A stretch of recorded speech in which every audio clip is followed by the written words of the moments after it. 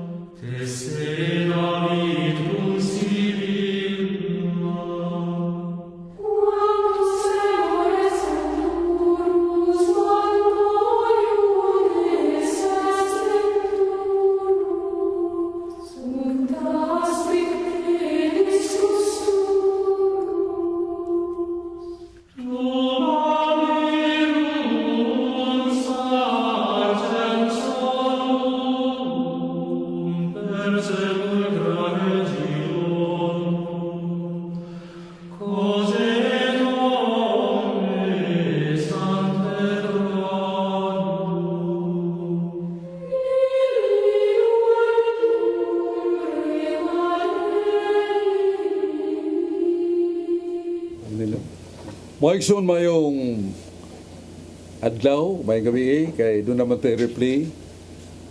O kumusta mo? O sa among bahin sa live gagian nakagimig dako kay baha. Jutere na kalusot. May gani kausa ko sa nakalusot sa Toscanan o day ko ng Diyos. Kay that is part and parcel of our engagement for the glory of God. We always somewhat come across sufferings. O yan niya sa atong tulumanon nga atong katinawan sa pagtuong Katoliko sa Cebu Catholic Television Network. Atong mga pasalamat sa atong kadagko ang simbahan ng atong Santo Papa, Pope Francis, nga kanon ay nagtukaw, pagampo, alang sa kalinaw sa kalibutan. Ato sa pasalamat sa atong Arsobispo iyang Ekscelensya Jose Serapia Palma, nga daghan kay mga kaugdahan proyekto sa atong Archdiocese of Cebu, sama sa pagdugang sa mga parokya, pagdugang sa mga pari nga walagan sa parokya, o sa balay sa mga pari nga bardado na, retirado na, doon ay mga sakit, yamuma o gipangga gyapon. O sa mga obispo, labi na sa atong Cebuanon nga bagong gikoronahan sa katungdanan pagka Auxiliary Bishop of Cebu, nga mao si Bishop Robin Labaho, taga Talisay, akong paisano sa ligdong buutan o sayon do ulon nga pare alang sa pagkinahanglan nga kalakon. Saludo ko nimo Bishop Ruben Labaho. Unya sa laing obispo nga abag sa atong arsobispo si Bishop Antonio Ranyula, Bishop Emilio Bataclan, Bishop Dudong Millones nga namasahin sa Shrine of St. Joseph, Mandawi City. Unya ato sa pagtamod ug pagtahod yukbo sa atong Presidente sa Cebu Catholic Television Network, nga mao si Brad Dudong Limsiwag, uban sa iyang staffer, so sa iyang kapikas, Dayan, na nagsaulog sa miaging Martes, sa iyang adlaw na tawhan. So mao nga itong tuyo, pagpadayag sa kamatuuran, kay kamatuuran makaluwas kung atong bansayan.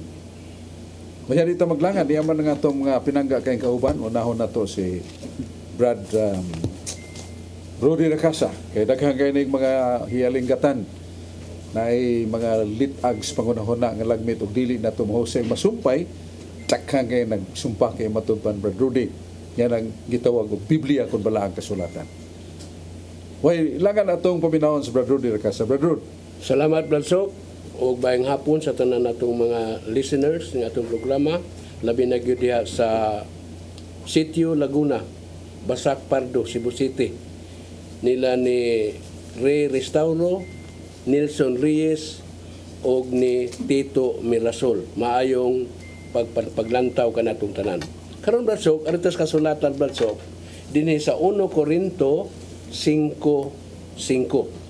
You are to hand this man over to Satan, for his body to be destroyed, so that his spirit may be saved in the day of the Lord. Itugyan kining tawhana kang Satanas, aron laglagon ang iyang lawas, ug ang iyang espiritu maluwas unya sa pagbalik sa Ginoo. 1 Corinto 5:5. Sa 1 Corinto 6:9, sa maayong balita Biblia, nagkanayon, surely you know that the wicked will not possess God's kingdom. Sa walay duha-duha, nasayod kamo nga ang mga dautan dili makasulod sa gingharian sa Dios. 1 Korinto 6:9. Sa Mateo 21:31, Jesus said to them, I tell you that the prostitutes are going into the kingdom of God ahead of you. Si Jesus mingon, sultihan ko kamo nga ang madaotang babae maguna pa kaninyo pagsulod sa gingharian sa Dios. Ang akong pangutana ani Bradsok mao ni, kini mga daotang babae maguna man sa pagsulod sa gingharian sa Dios, wa man kay daotan nga makasulod sa langit. Dili ba ni contradiction, Bradsok? Paliho kuno kog patinaw ani Bradsok. Kanang imong gibasa, Brado di sa kontradiksyon na. Glantaw, pasikplat na to, o pagbasa lang. Kasumpa kaya na.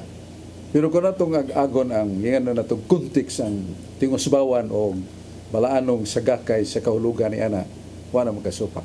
Pero ato nang i-speaker, Brado di. Pero kining imong teksto nga una pagbasa 1 Korinto 5 versikulo 5 nga itugyan kining tawanan ngadto ni Satanas. Yawat nga maluwas ang iyang kalag kay muagi siya kasakitan nga lawas nun. Kini daing tawanan nakahimo usa ka dakong immoral act kay iyang gihilabtan sa carnal way ang asawa sa iyang amahan. Dili tingali ni iyang inahan lagmit ang iyang amahan na biyudo, niya naminyo, Brad Rudy, sa ito pa, ina-ina na ito niya. Pero iyang gilaptan. So, mayong itugyan ni Satanas, sakito ng lawas, maghinulsol, maluwas iyang kalang. Kunya, kining 1 Korinto 6:9, kiklaro magyod, nga walay dautan nga tao nga makasud sa gingharian sa Dios. Pero may buong takay, ningon man si Jesus sa San Mateo 21, versikulo 31. Ang mga nagbaligya sa ilang lawas, mga babae nga prostitutes, mo'y makauna pagsuod kaninyo sa langit. Uy, makasuod mo nung sa langit, yung nagdautan di kasuod sa langit, Brad Rudy. Kaot sa nga itong alimpunin ni Brad Rudy kay motidlom ta sa ganong ani man nga mura man nagkasumpaki. Ang sa pagkatinuod sa pinadayag 21-27, mo ning ingon sa balang kasulatan. Way bisag kinsa nga tawo nga nakahimog sala, ya wa na niya hinulsuli. Bisan gagmay nga sala, siya di makasuod sa langit. So, buot sabot nga naay makasasala o di gyud makasuod sa langit. Pero sa Ezekiel 18, versikulo 27, ningon man ang Diyos, maluwas bang makasasala? Maluwas. Kung ang mao makasasala, muhimo ni ini.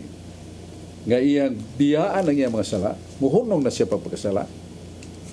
O magtuma na sa sugo sa Diyos, magbuhat ng maayo, kanang tawhana, nakaluwas siyang kalag. Sa ito pa, maluwas ang makasasala. With the 3 conditions stated by God, nga nihunong na siya pagpagkasala. He stops committing sin, and then he follows the commandments of God, and he does good work for his neighbors. So, mo ni makaluwas. Sa ato pagkanto ding mga gingon, Brad Ruding, mga prostitutes nga makauna pagsuod sa langit, mo ito'y nakauna pag hinulsul. Dili kay nisud sa langit nga nagkabulingit ng kalupati sa nagkalalayang mahugaw nga buhat nga ang iyang kalag usab itumpa sa alkitran. Pero luwason sa Ginoo, hugasan sa Ginoo. Gikan sa kolor siyang kalag nga itumpa sa alkitran, matud pa sa Ginoo, akong paputiun ang iyang kalag sama kaputi sa niebe snow white. Nya ato nang mabasa na sa Proverbio 1 niya versikulo 16-18. Duol kamo kanakong makasasala. Pag hinulsul kamo, o sa hunta paghusay, kay bisan pang inyong kalag ingon sa dagtong pula, nga dugo nga naugana, akong papution sa masanyebe. So, mao na, Brad Rudy, ang explanation nga kadto na yung mga prostitutes nga mo'y makauna sa pagbalik sa Ginoo, maluwas sila, kay naghinulsul libiya sila mga sala. Mao na atong tubag sa may pangutana, Brad Rudy Recasa, yan niya mas John Purka, ato sang tagdo ng paminaw. Dan salamat Bradsok, ug labi na sa tigpaminaw na to, labi na diya sa Marigondon karon sa Cook sa parokya, so kita mabuon kita. Labi na sila sa linggo diya sa Mabulo, St. Joseph Pares, uban pa. Ang pangutana Bradsok kay ako ning nahibalag ni pangutana na medyo na kasubo ni nako tungod kay kini magong pagpangalawat Bradsok. Ang pangutana nag-ingon nini nga kini pagdawat sa kamot sala na kay sakrilid. So mo nang naay gipanudlo sa mga grupo nga dili na pagkalawaton sa mga pari nga itunol sa kamot kundi ang pari ra nga mapakalawat sa baba. Asa may itong tuhan ni Bradsok nga kadtong panahon ni Kristo sa pagtukod niya sa pan Mateo 26, 26 kantos 28 gitunol bang yuto niya naunsa naman yung pagkaunsa nga magsakrilid naman tao gidawaton atong pagkalawat Bradsok unsa may ka tinawan ani kadtong minaw. Siguro kadtong nangutanan ini karon Bradsok. Salamat kay Brad John sa pangutana kay daghan nangutana ana nga ang atong simbahan sa Pilipinas with the authority coming from the Pope giving the permission nga sa atong pagkalawat mahimo nga ipunta dito sa atong baba mahimo sa atong dawaton. Sa ato pa wa mo himog kalainan nga ang husto nga pagkalawat kana rang ihungit sa baba o sakrilihiyo kanang pagdawat sa kamot wa magsulting simbahan na kay no na magani panahon nga ang atong dila masugaw pa kaysa atong kamot labi nang manungluta mamalikas magsulting nga malaway manlipak maghimo mga pulo nga bakak para mga sugnod sa bilangguan mga usa ka tawo nga sinumbong so hugaw pa na sa atong kamot nga nagkabulingit human sa atong pagdaro. So dili na mao kay manghunaw nga sad ang mukalawat. Gusto na yung magsulti nga diya sa Lucas 22:19-20 pagtukod ni Kristo sa Eucharistia nga siya mingon nga human siya mo konsagrar sa pan mingon siya kini mao akong lawas. Kuha og kaon kamo niini kay kini akong lawas. O sa samang paagi, may kuha siya skalis o giyang ipanalanginan. The words, holy words of consecration. Kini mo ang kalis sa bagong testamento sa kung dugo nga giula alang sa pagpasaylos kadaghanan. Mahata ninyo kini sa paghandog kanako. So, klaro ang tinaw. Nga gato Ginoo mitunol busa kuha na watas tiil, kuha na watas baba. Gidawat po sa kamot. Di mo do di ta makaingon nga sacrilegious act ang gihimo ni Kristo siya pagkalawat nga gidunol niya sa kamot sa may kalawat. O sa baliko na to, auctoritas is potestas. Authority is power. Sa to ba ang gihimos Ginoo that was authority and that was power. Kay kinsa goy makahimo ang panog bino human sa konsagrasyon may mong tinuod nga lawas ug dugo ni Kristo. Matod pa ni San Lucas 1:37, walay dili mahimo sa pulong sa Dios. The words of consecrations spoken by Christ are truth and they are power and they are coming from authority of Christ. So mao na atong tubag sa pangutana ni Brad John Borca.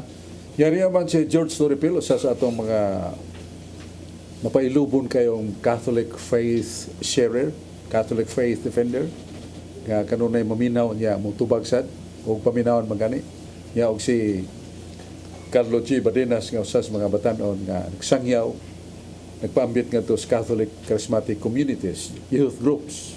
Unaw na to si Brad Batanon Carlo Badenas. Daghang salamat Bradsok, unya may adlaw ka na Bradsok ug sa atong mga suking tigpaminaw sa atong programa ang katinawan sa pagtuong Katoliko. Niya handos na nagos pangutana Bradsok. Mahitungod bitaw nato Bradsok sa atong pagampo nato ngadto ni Maria Birhen. Kay ang tibuok kalibutan Bradsok, tanan nga mga Marian devotees, tanang katawhan sa kalibutan nagampo ni Maria. Ang akong pangutana Bradsok, nga matod pa nila Bradsok gibase sa ninako sa pangutanas protestante nga kaya ba kaha ni Maria Bradsok nga tanang mga tao sa tibuok kalibutan kaya ba kaha ni Maria nga makadungog siya sa pagampo sa tanang mga tao. Kay si Maria mga bradsok dili siya Dios. Mahog naman gud bradsok matud pa nila nga omnipresent si Maria, mahog na siya madios na si Maria. Kaya ba kaha ni Maria bradsok nga tanang tao magampo niya, madungog niya tanan bradsok? Palihog ko pagpatinawan bradsok. Sakto ning pangutanan nimo dong Carlo Badenas. Ang kinaiya o one of the characteristics natures of God, omnipresent, omniscient. Nga naa siya sa tanang dapit, umaybaw sa tanan. Muna magkapangutan at tangag, si Maria giampuan man sa mga Katoliko. O doon na may tagsa-tagsa ka Katoliko sa lalay mga tuyo o pangayo na matabangan siya ni Santa Maria o sila ni Santa Maria. Makaibaw ka, kahaang mahal nga birhen sa mga naaso na huna o gilitok sa ilang kalag o gibuka ang ilang babas. Pag pangiliupo kang Maria, mahibawa ka siya niya na. Imposible. Hindi mo na siya Diyos. Mao na ang atong madungog sa atong mga pinangga nga mga kaigsunan. Pero wa sila mahibaw sa balaang kasulatan. Tingali, kung tingali ilan na ning labay-labayan. Nasa 1 Juan 3:2. Ningon sa Juan, tinuray, wa ta mahibaw mga unsa kita. Pero sa diyang makita na nato ang Diyos, may sama kita kaniya. We don't have the knowledge, the future to know what we are to be. But once we see God face to face, we will become like God. Yan mo ra? Sa ito pa kung kining gisulti ni San Juan, dili man ni iya. Iya man ni sa Diyos. Nga kung makakita na ta sa Diyos, may sama ta sa Diyos. Mabitan ningon si Jesus sa San Juan 10:24. Wa di mo may bao, ningon si Jesus. Kakin sa katong hiabtan sa pulong sa Diyos, pagkatawgon ng Diyos. Relatively, dili absolutamente nga nahimutang sama sa Diyos, kundi relatively, in prinsipyo relatibo, in divino. Sa ito pa, kabubuton kagahuman na sa Ginoo. Nga may sama ta sa Diyos. Unya sa 1 Corinto 12:13, nga kung makakita na ta sa Diyos, may bawo ta sa tanan. So that is one of the characteristics of beatific vision when man or woman sees God. Nga tuwan na sa langit, hibaw siya sa atong mga problema din sa kalibutan. That is what the Word of God says. Mahimo kita nga sama sa Diyos. Relatively, I will repeat that. Kaya mingon niyo ta, Diyos na gudeta. Sa kahimtang, sa pagpaambit sa Ginoo, sa uban nga mga hiyas, isip siya Diyos. Panglitan na makakita na sa Diyos, dili na matiguang, di na masakit, di na mamatay. Forever and ever. Yeah, he can go with his mind. Parang the power of agilitas. Magkuyog tas itong huna-huna. Meaning, anytime you visit the world, you can. Buwan na mo tudlo na ito. Tungkol sa claritas, the brilliancy gift of God to the minds. Muna na ito. Ang pangutana ni Carlo, yes, magkaibaw na ang mga kalag sa mga santos, labi na ni Santa Maria nga nagitupad siya nga anak dito sa langit. Muhunghong na siya sa atong mga problema kay bukat kayo di takada tupag ko na sa Ginoo kay di niya balibaran ang yanginahan. Mao lang atong tubag. By the way, doon na ba tayo mabasa nga kampuan ng mga santos? Yes. Nga sa Lucas 16 versikulo 29. Nga si Abraham nga tuwa na sa kamot sa Dios. May miampo kaniya. Amahan nga Abraham, nag-ampo ako kanimo. That is the word used in Cebuano sa King James Version. Ako nag-ampo kanimo, amahan nga Abraham. I pray to you, Father Abraham. O, sanaday mabasa nga makaampo ta santos. Mayari ta sa atong kauban si Brad George Torrefil ato sa siyang paminaw.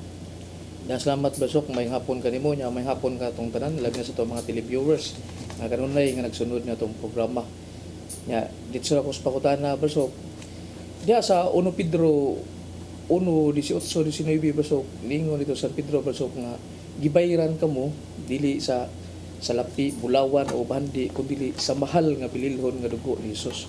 So dugo yun ang gibayad basok, itubos ta pinagi sa dugo. Pero si ang kanang ato ang brasok ini panahon na sa pagpamisa bitaw brasok sa mga kalag brasok. Ang kita brasok kay ang atong simbahan mangayo sila og kanang bayad day kuno brasok. Nga gani na pay resibo, special o ordinary.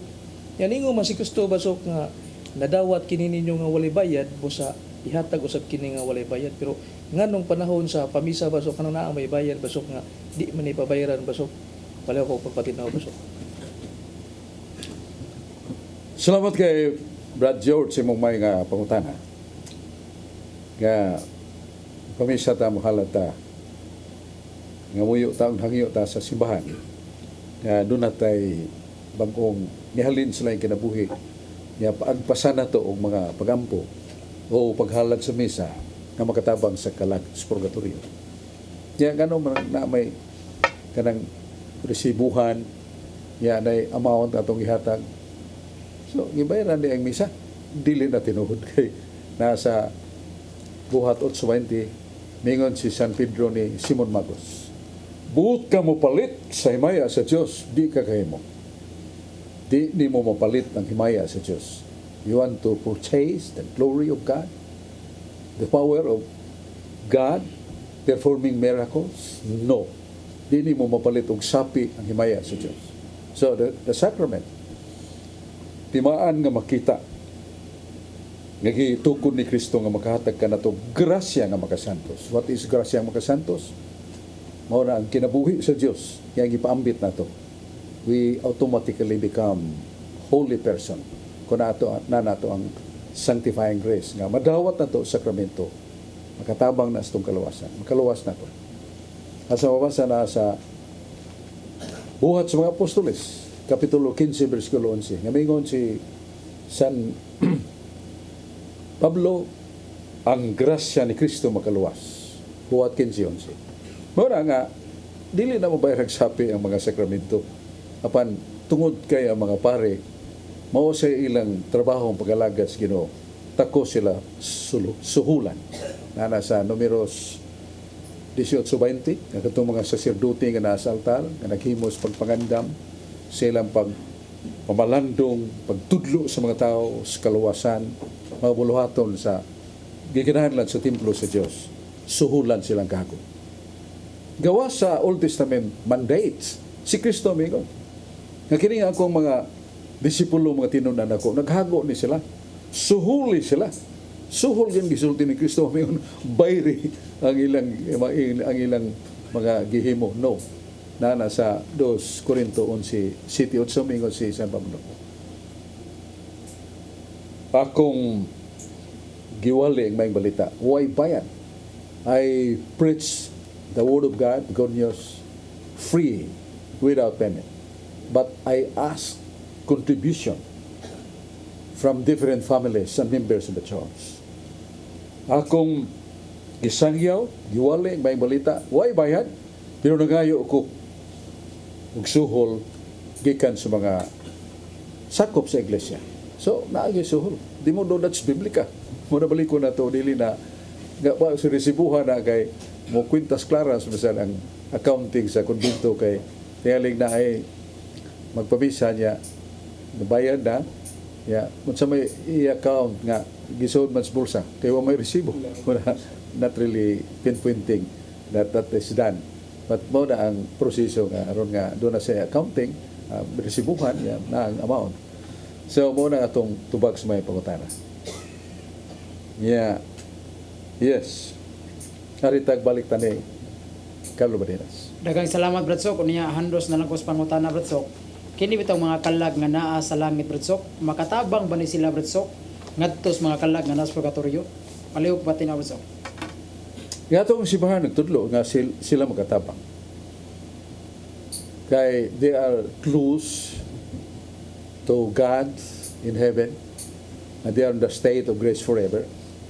Mo na nga makapangayo sila sa langit ng amahan para sa makalag sa purgatorio matabangan. Nana sa fundamentals of the Catholic dogma that is stated.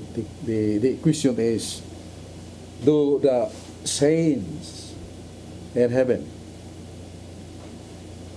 help Can they help the souls in purgatory? The answer is yes. Ya kita sang niya sa kalibutan, sumalas Biblia na sa 2 Makabeo, 12:45-46, ang atong mga pagampo nga mga buhi alang sa mga kalag sa kanang nangamatay. Particularly sa kalag sa purgatorio, makatabang na. Niya, makatabang ba nga maluwas ang nasa langit, o dili na kay luwas ng nasa langit. Niya, makaampo sa nasa langit para kanato. Makaampo sa sila sa kalag sa purgatorio.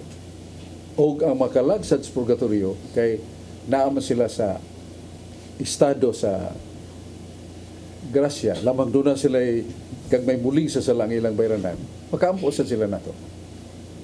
Doon na ko amigo nga pare si Monsignor Jose Bosque, nga ningon siya Bradsok, doon na gyud ko na matigdan nga dakong problema nako kay ngamo na sa Mallorca sa nakaisla sa Espanya. Ya tagsaon ra kay kanto panahon tagsaon ra kay mga sakyanan kadlawon. Ya perti man yang kapuya sa daytime.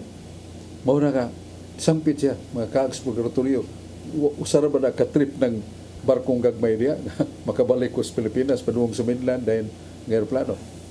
Panayhagog ko siya pagayo.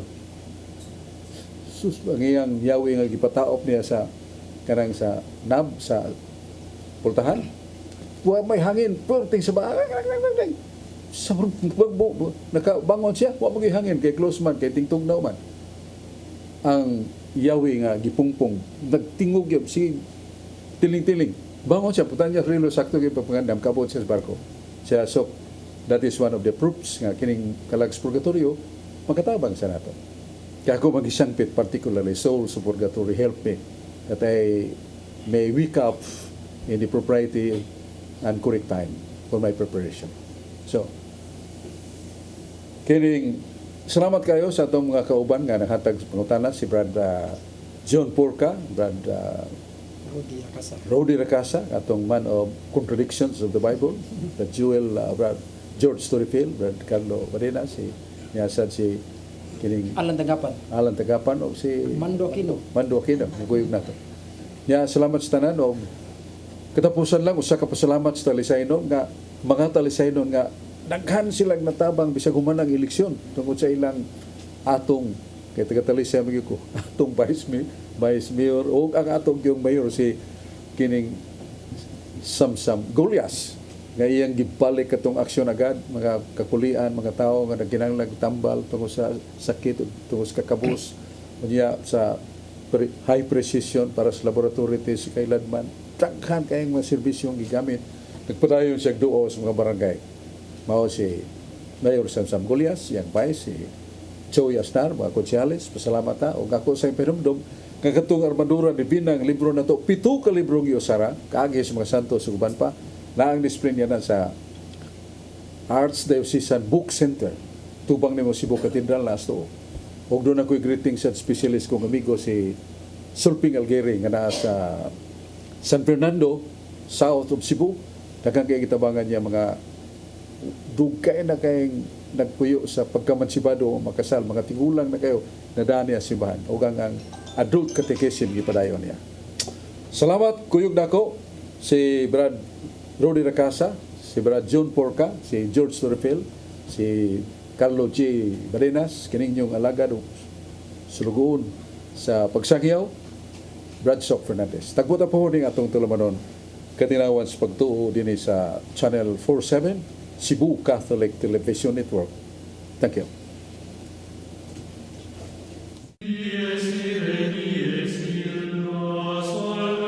Ako si Mr. Rudy Romares, electrical subcontractor ng maong building.